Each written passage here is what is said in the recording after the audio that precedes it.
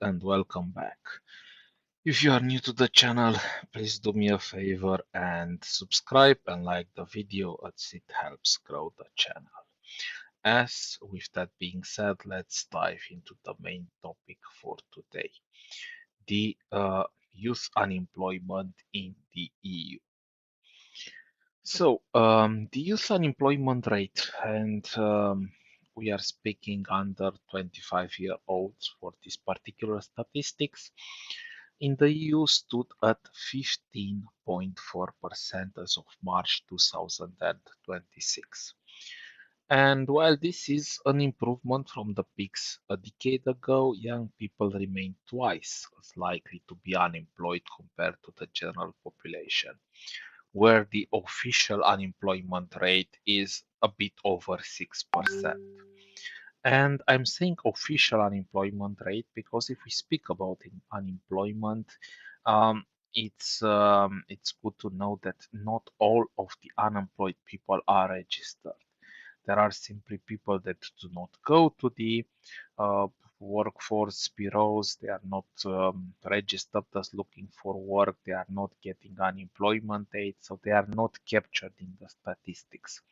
So when we talk about the unemployment rate as provided by the official statistics, this is just the minimum. In reality, it is higher. So the causes. Why is youth unemployment that high? And the high rates in countries like Romania over 28%, Sweden 26%, and Spain 24%, just a few examples, are driven by several structural and economic factors. The skills mismatch. So there is a widening gap between the skills taught in schools and universities and then those required by the modern labor market, particularly in the digital sector.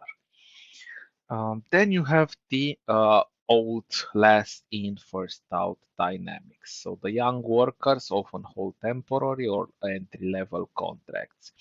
And during economic downturns or recession, like we face now in Europe, or simply uncertainty, they are the easiest and cheapest to be let go compared to senior staff with permanent contracts and, let's say, more networking in the company. Then the lack of vocational training. Countries with low youth employment, like Germany, with maybe 8% or so, utilize the dual education system, so students split time between the classroom and the on-the-job apprentice. Countries lacking this bridge often see higher transition times from school to work.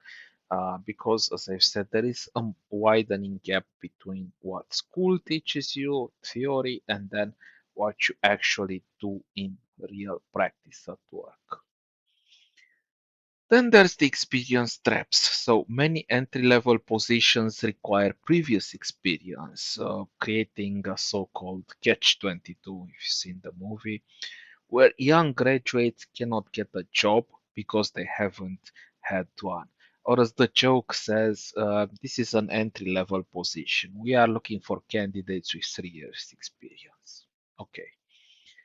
Then the rigid labor markets. In some European countries, particularly more to the south, high protections for permanent employees can discourage companies from hiring new younger staff, leading to a reliance on precarious short-term gig economy work or internships. So if it's very hard for a company to fire an employee, even if that said employee is really not behaving properly, then it will be very hard for that company to motivate hiring additional workers, and they will search or they'll search to relocate maybe in a country where it's easier to hire and fire the workforce. And after all, the demographics and migration. So the so-called brain drain phenomenon, when highly skilled youth move from Eastern Europe, Southern Europe to the Northwestern Europe, can paradoxically leave a vacuum of opportunity for those remaining, as as businesses are less likely to invest in regions with a shrinking skilled workforce. Now, if we go again on the EU stat, European Union official stats, it seems like all is good, all is blossoming. So this type of bureaucratic talk that everything is fine. So the Eurostat is saying that yeah, the euro area unemployment is at 6.2% in March 2006. Basically, no big deal. They are sharing a lot of statistics, unemployment per youth, unemployment by sex, male or female, then unemployment per different categories, a special case being the unemployment of refugees from Ukraine and all of that. So they are just basically happy with the unemployment rates overall, not for youth, because for youth is actually a different stories. Going down from maybe a peak in 2013 after the crisis, and then going lower until 2019, and then having a bumper race in the pandemics, and then obviously again going down. But as I've said, you need to take these official statistics with a huge grain of salt because not all of them are really registered with the employment offices. So, yeah, going forward, the countermeasures that the European Union mentioning to be taken. First is the youth quarantine program, which is called the primary tool used to fight this, promising that any person under 30 will receive a quality offer of employment, continued education, or an apprenticeship within 4 months of becoming unemployed or leaving school, which is obviously not always the case. Um, if we look at the unemployment breakdown by education level, so educational attainment is one of the strongest prediction of employment success for young people in Europe. As of late 2025 and early 2026, those with only basic school face higher unemployment rates, actually about 3 times higher than university graduate. So, according to statistics, it still makes sense to graduate on university. But obviously, in some countries, there's still a steep price, a student loan to be paid, and we'll cover that in a next video. We don't have the time for it now. So the following breakdown shows the average unemployment rates across the EU based on highest level of education. If we talk about low education, it's about 18%. And when I talk about low education, I mean primary and lower secondary school. If we talk about medium education, it's about 10%. So from 18%, it goes down to 10%. And medium education, I say upper secondary school and maybe vocational training.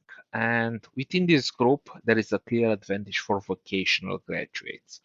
Their employment rate is significantly higher, about 80%, compared to those who completed a general secondary path but did not continue to higher education. And finally, higher education, it goes under 8%, so it decreases 2 more percent. And here we include the university degrees and the post-secondary professional qualifications. And in this group, while it has the lowest unemployment, there's also an underemployment issue rising. So we have about 22% of university graduates in the EU that work in jobs that do not match their high level qualification. So even low level jobs tend to prefer a higher educated applicant. So overall, before we close it, It's important to also speak about the NEET group, meaning not in education, employment, or training. And in 2024, approximately 11% of young Europeans under 30 fell into this category, with rates as high as 90% in Romania and low as 5% in the Netherlands. So that's again one social group that is not accounted. So overall, it seems like unemployment rate in the youth group is continuing to rise and it continues to be a problem. Thank you for your attention, guys. And again, if you are new to the channel, please like the video and subscribe. It helps me grow the channel and it helps me bring more interesting statistics. Thank you.